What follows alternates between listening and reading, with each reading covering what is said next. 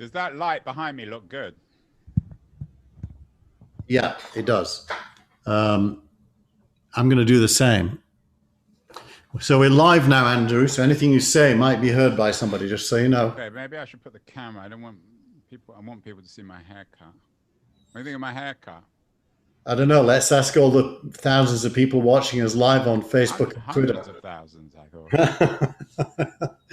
So, um, welcome to That Was the Week. This is June the 3rd. Sorry, it's July the 3rd. What am I talking about? It's July the 3rd. And normally we review the content of the That Was the Week newsletter. But this week, to surprise you all, we're going to turn the tables on Andrew Keen, who is himself, not only is he a legend in his own house, he is actually the founder of a very interesting startup, which is in stealth, but we're going to out him today. So Andrew, before we do anything, tell everyone listening about now.tv. Well, it's been in stealth, Keith, as you know, better than anyone for about 12 years. We've been talking about this. Now.tv. You acquired the URL in 2008, 2009, I think. And maybe even earlier than that, actually. Well, around then. So we've been talking about doing something, sort of reinventing television, reinventing the internet, reinventing CNN, reinventing this, reinventing that. And given the crisis, given we're all stuck at home and we're redesigning our homes as movie studios, I've finally taken the plunge, and you're too busy to do it, so I'm doing it on my own.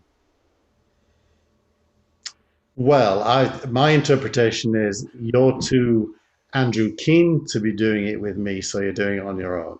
Because, like all good entrepreneurs, you want to own the outcome and the journey, and as you should. So I'm really playing the same role vis-a-vis you as I played vis-a-vis Michael Arrington at TechCrunch.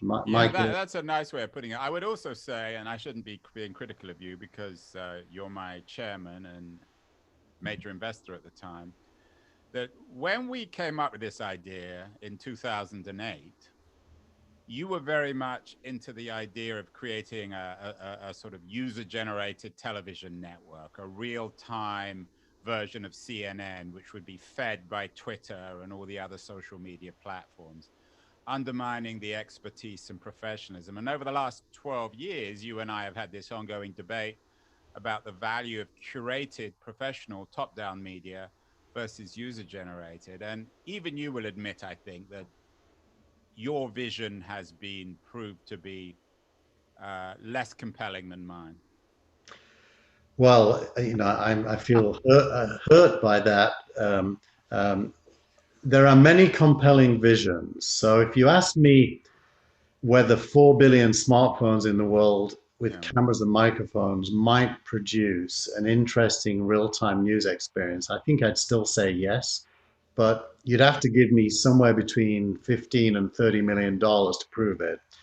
Whereas, and I would accept that, although I wouldn't say interesting experience. I would say disturbing. All you have to do is go on Facebook or Instagram or Twitter to have that experience.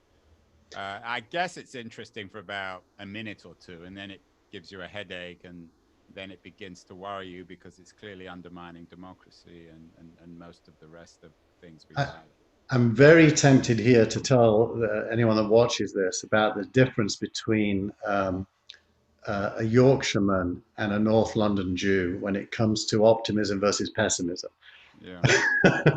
But we'll leave it to them to figure out which one of us is an optimist and which one of us. And you note that Keith he doesn't religiously identify. Yorkshiremen are all what? Christians, whereas North Londoners can be Jews, but not all of them.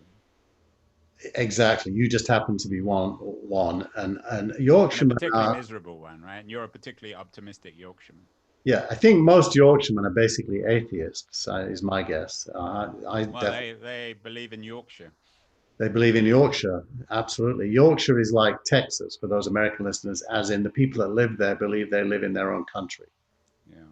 Yeah. Anyway, what we're going to do today is we are going to at Archimedes.studio, I help founders tell their startup story for investors. And of course, all startups have two stories.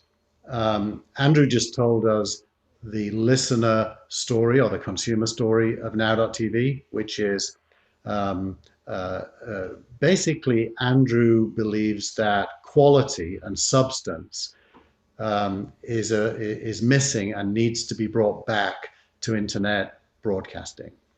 And I don't disagree with that, otherwise I wouldn't be his chairman. Um, but that's the listener story. In order for a startup to be successful, it needs to have an investor story, which definitely includes the listener story, but it goes beyond that.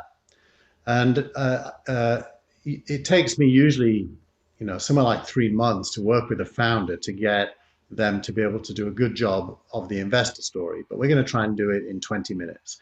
So, and Andrew, let's start with the unrehearsed, elevator pitch to an investor for Now TV. Well, and Keith was very generous there. He told me to prepare, but of course, like any entrepreneur, startup guy, I haven't, because I'm so arrogant that I don't believe I need to prepare. So now I'm going to be embarrassed. I think the investor pitch is we're ready now to take on CNN. The technology is there, and actually in the coronavirus crisis has forced all of our hands. We're all turning our homes into television studios. The quality of and it's an interesting pitch because I'm being helped by the medium. This, my room has been outfitted by my tech team as a 70 or 80% movie television studio. So we have high-end computers and cameras and lighting. And I think we're at a point now where we can run really high quality movie television experiences out of our homes. And obviously the coronavirus has not only enabled that from the producer side, but also from the consumer side.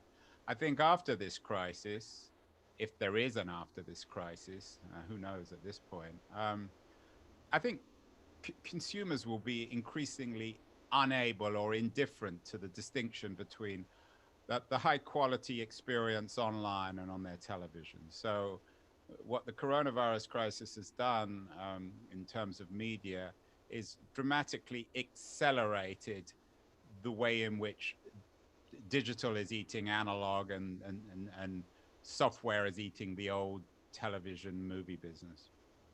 So that's a good answer. I mean, one of the first rules of an investor pitch is that your idea has to be benefiting from some inevitable trends that are irreversible. And you've picked out a couple of trends there.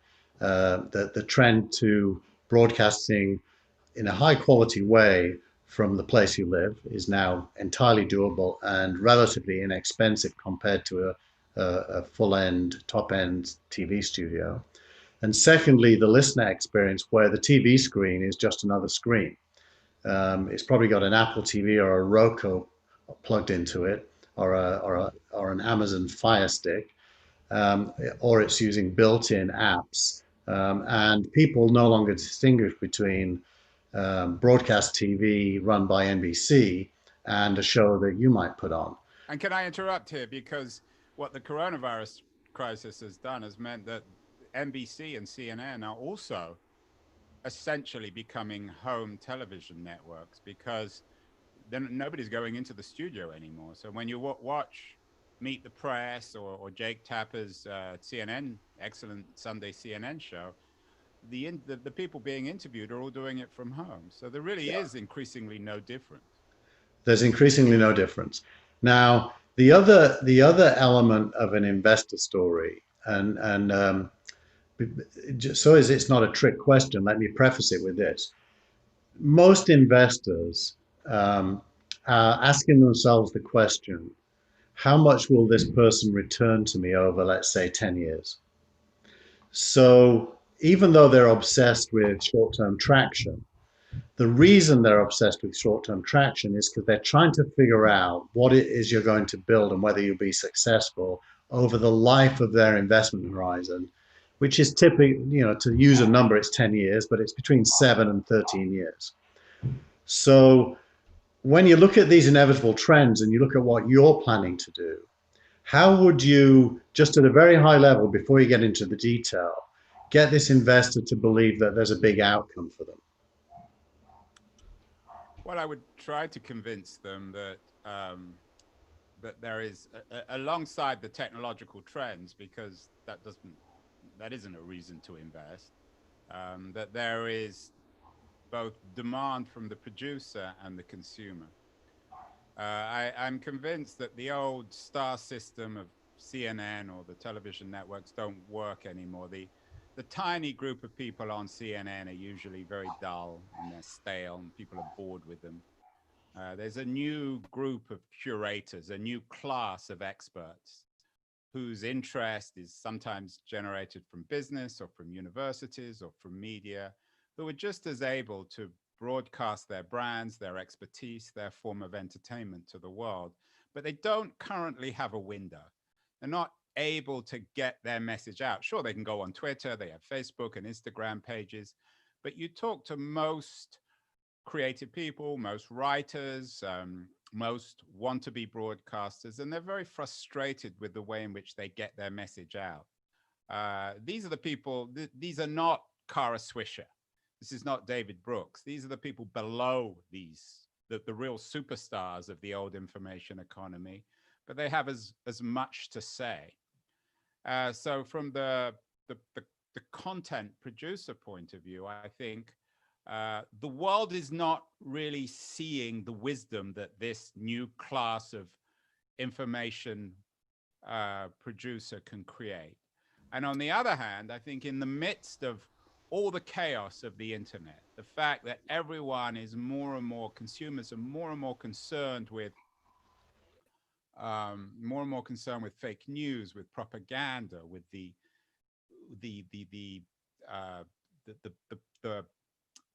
lack of generosity and openness of user-generated content. I think there's more and more demand from consumers for high-quality media. Let me give you an anecdote to that. Earlier this week, a friend of mine, Yasha Munk, a writer on democracy and a pretty distinguished, well-known Washington, D.C.-based academic, he's at Johns Hopkins, launched a network which he called Persuasion in association with a group of kind of writer superstars around the world, including people like Elif Shafak, the Turkish writer, and a number of other well-known figures. In a day, he had, and this is not a video network, this is more of a sort of audio, entertainment, writing network. In a day, he had 12,000 signups. And I think of those 12,000, most of them were paid. So I think there's demand. And I think the success of networks like the New York Times and the Wall Street Journal and the Washington Post means that the public is willing to pay for high quality information and entertainment. You see it with Netflix. You see it, I'm just looking at this new movie network, Mubu. We have recognized over the last 10 to 15 years that quality information, quality entertainment doesn't come for free. So sure, you can get the crap for free on the internet, but ultimately it's worthless. You know, Spotify even is a good example of this. So I think from both in terms of a product and a consumer, I think the time is now right in historical terms for the emergence of new kinds of television. So I would say, Andrew, that demonstrates your passion and some vision, but it doesn't yet answer the investor question, because demand needs to be quantified. So the nearest you got to it was at the end then when you talked about 12,000 signups and they were all paying. So the real question, if you really come down to it, the real question is this: how many people will be paying you? And this could be subscribers or advertisers, depending on the business model, or both, or sponsors, or all three. But how many people will be paying you? Let's just pick a number and say 10 years from now. And how much might they collectively be paying?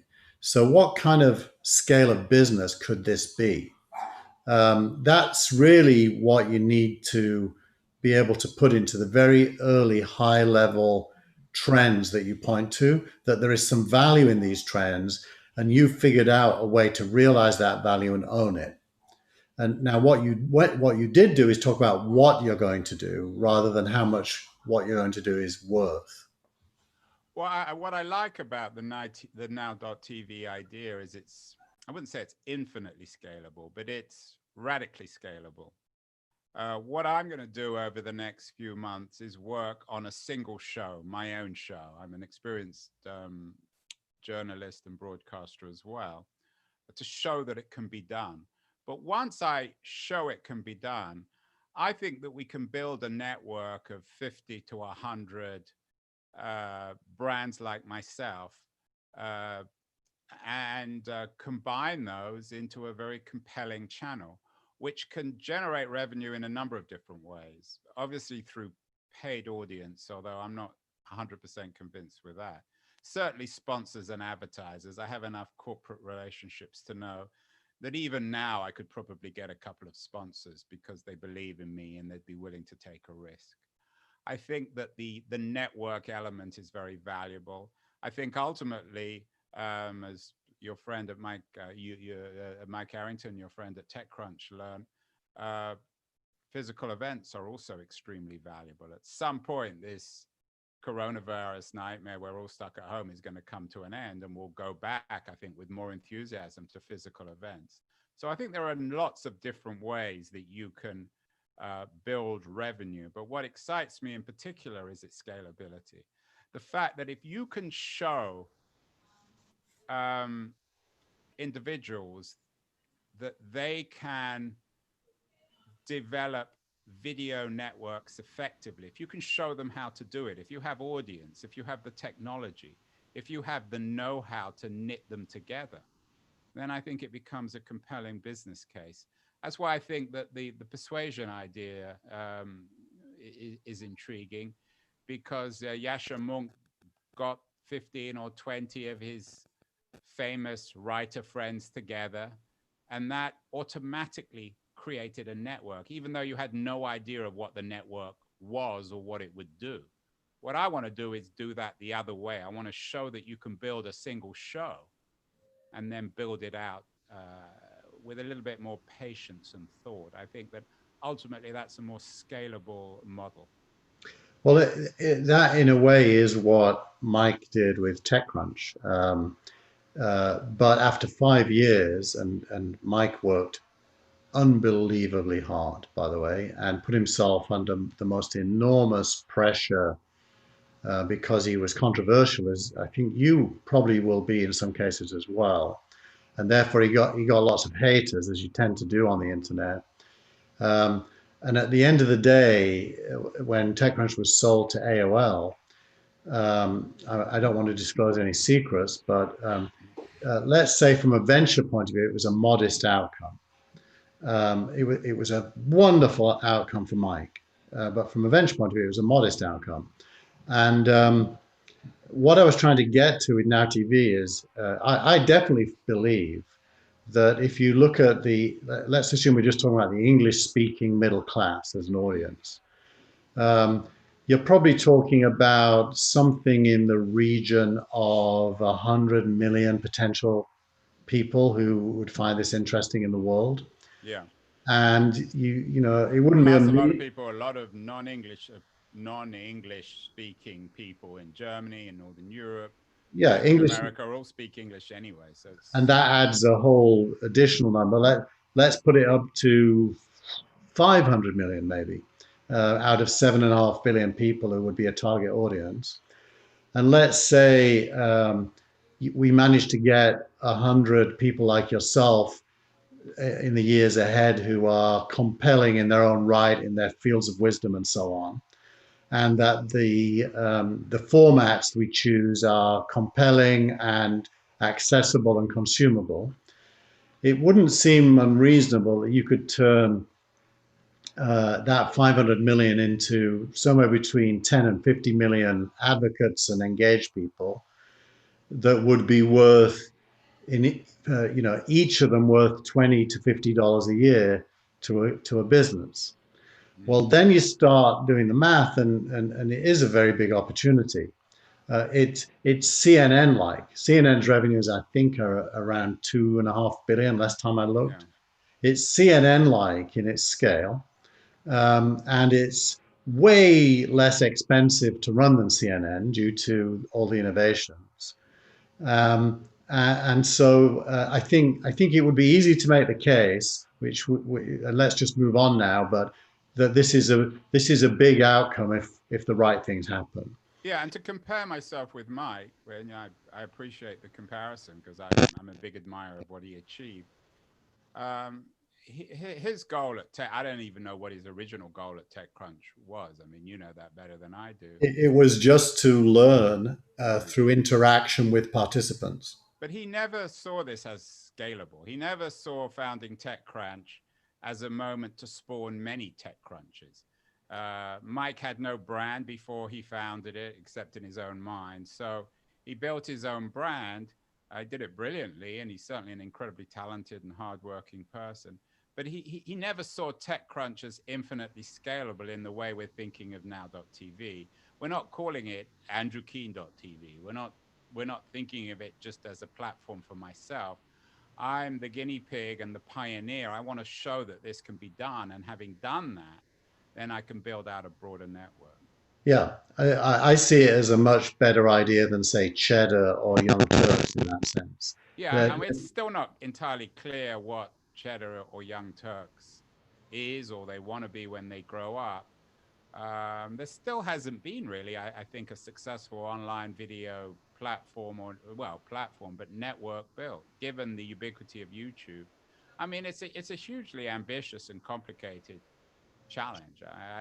I'm not going to pretend that I understand 5% of what needs to be done, but I think it's an interesting opportunity. now, normally, and we'll skip this bit, but normally what I do next is talk about your credentials for being the person to do this. And I think it'll just take as read that your last 5 to 10 years have all been about creating the Andrew King that is a credible person to do this. And let's just take that as read. Yeah, and let me add, and I think this is actually most people won't know this, is that you and I first met when you gave me a job at Santa Cruz Networks, which was a very early video platform. Doing when I came on board, it was a pornography platform where people were in real time taking off their clothes and fantasizing with one another. So we've been in this real time video space for many years. I was a business development guy before I was a critic of the internet. So I have some Yeah. experience of the business as well. Just so listeners and viewers don't get the wrong impression, I too joined it when it was a porn network.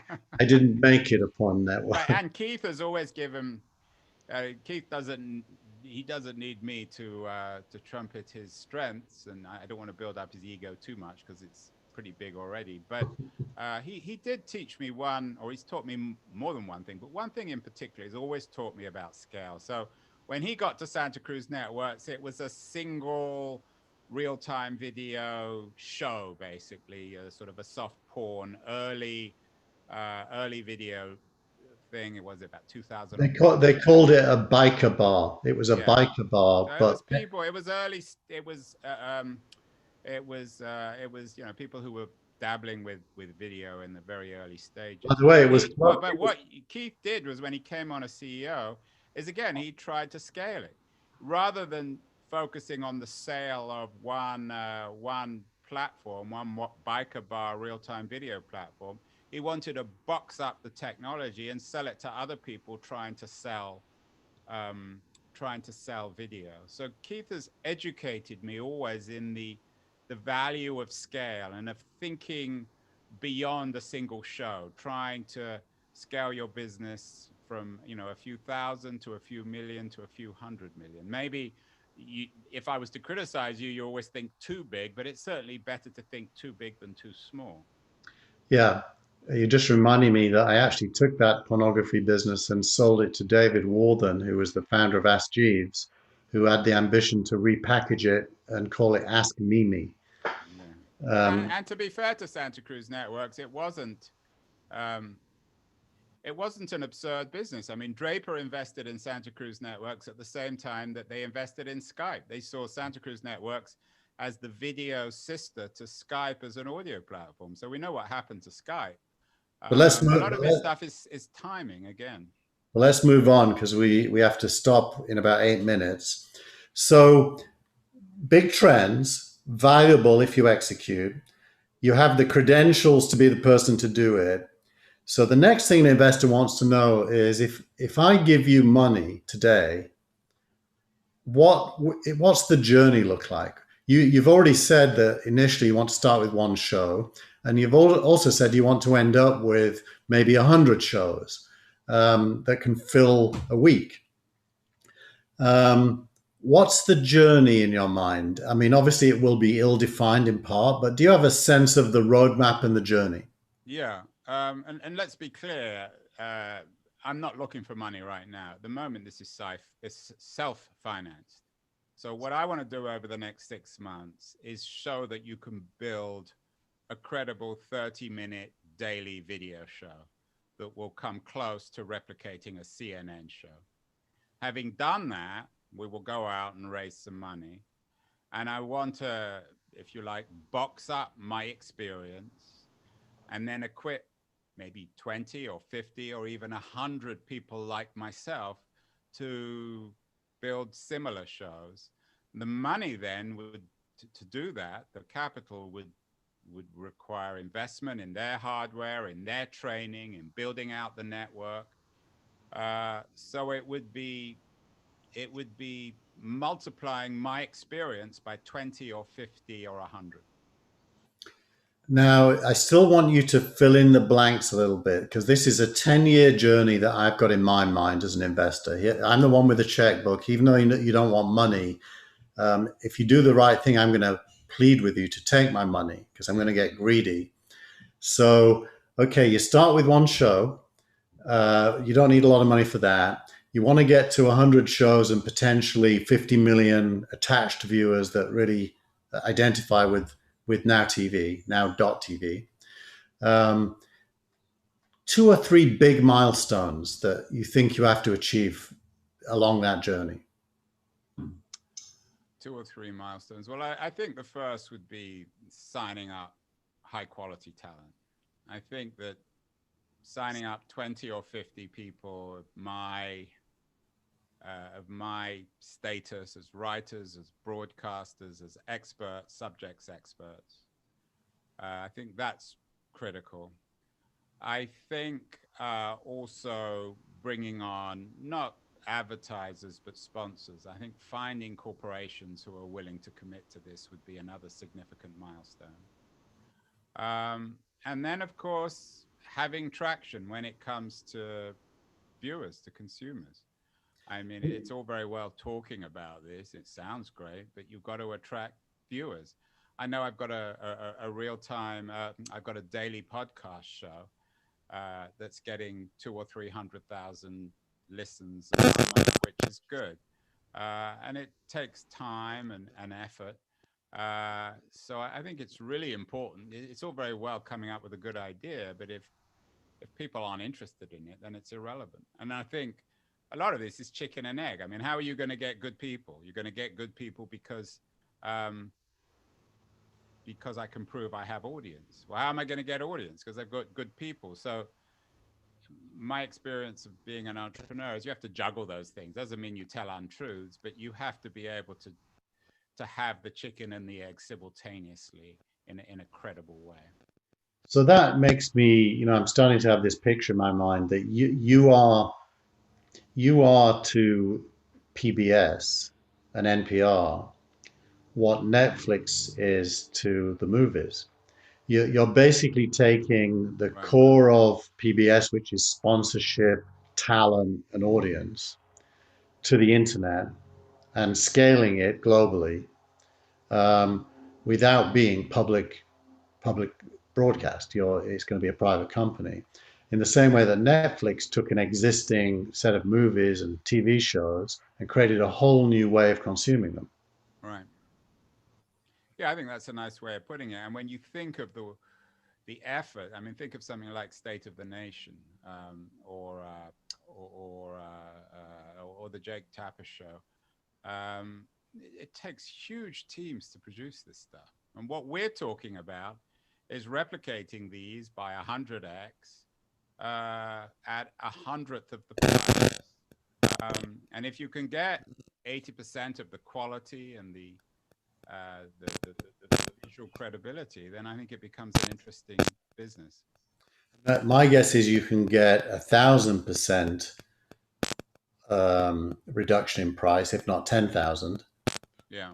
And you can get 150% of the quality once you scale, once you have got a brand. And we're still, hopefully, we're just at the right time when it comes to the tech.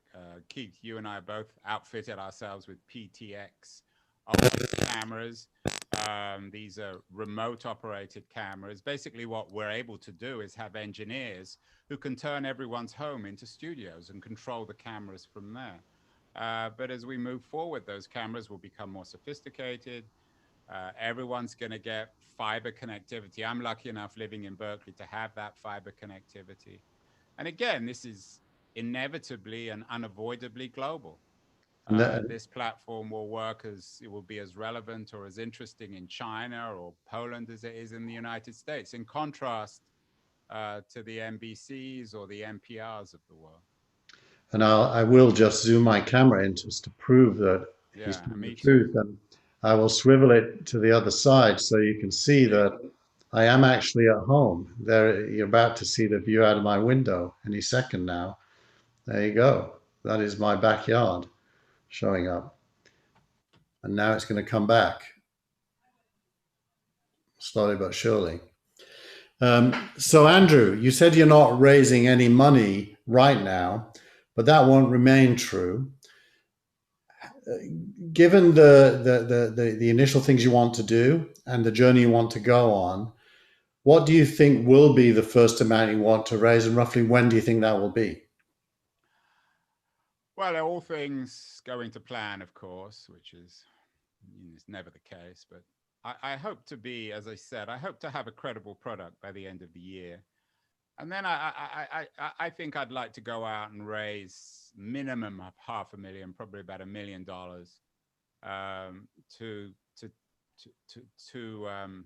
to build out the network, to make it credible, to prove that this can be scaled. And there you go. There you have it. 50 million people generating between $10 and $20 in revenue 10 years from now. And Andrew wants to raise a maximum of $1 million in the near future. We, of course, are not allowed to market that to you, and this is not a request for you to consider investing. But Keith is taking donations.